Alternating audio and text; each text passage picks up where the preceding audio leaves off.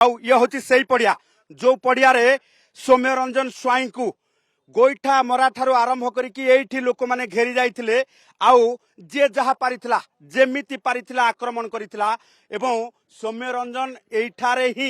अति गुरुतर अवस्था हो जाइए एवं परवर्ती समय तांकु उद्धार करी पुलिस नहीं हॉस्पिटल जीवा बाटरे तांकर मृत्यु होता आ जो वीडियो भाइराल होची जे पुलिस उपस्थित थिला पुलिस रो कहवा अनुसार एठी शेष समय आसी पीसीआर पहुंची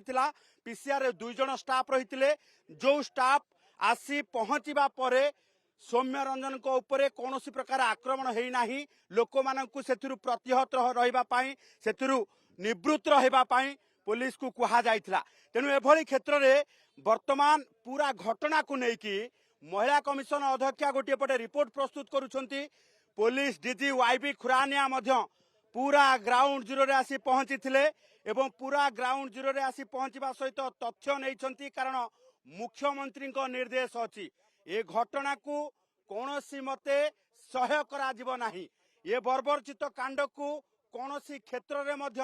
सह्य करा जाई परिबो नाही जे भी दोषी तांको उपरे कार्यानुष्ठान हबो एवं महिला उपरे असदाचरण कथा ये कथा को बर्दाश्त करा जाई परिबो नाही। तेणु गोटे पटे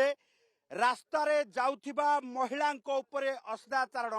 रास्ता रे जाउथिबा से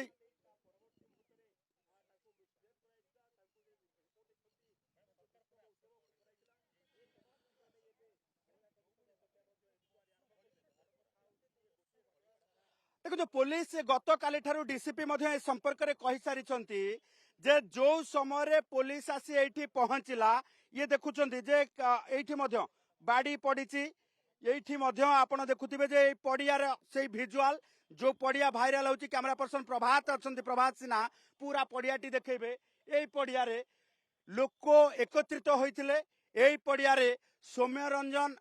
गुरुतर अवस्था हाथ गोड़ बंधा होता आपण देखुले जे यही पड़िया ही गड़ुले एवं से समय सौम्य रंजन आक्टिविटीज आकुल निवेदन थिला ना से लोक को आक्रमण करुले जहाँ अभियोग होची ताहा वर्तमान क्षेत्र में स्पष्ट होना किंतु कथा होची जे जो घटना घटिला जेतेबेले घटना घटिला ताकू नेकी पूरा पुंखानुपुंख भावे जेहेतु 2टी मामला रुजु होती 120/2026 रे गोटे मामला रुजु होती जोटी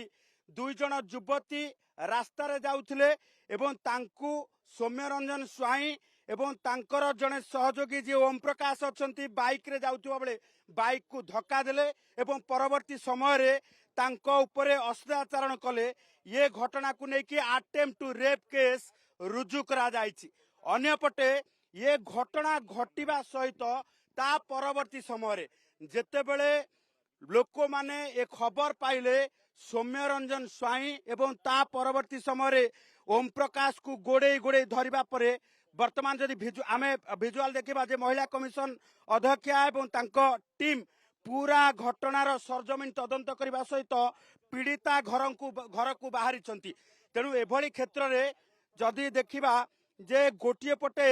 पुलिस तदंत करुची 2टी मामला रुजु करिछि एवं पुलिस तदंत करने सहित ये घटना को लेकिन वर्तमान गोटे पटे अटेम्प्ट टू रेप केस आ गोटे मर्डर केस 2टीर तदंत चली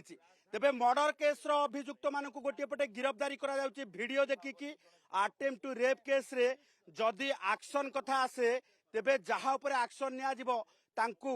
हत्या हो सारी एवं अन्य अभियुक्त कहुवा ओम प्रकाश वर्तमान पुलिस पाखरे पुलिस हेफाजत रे अछंती।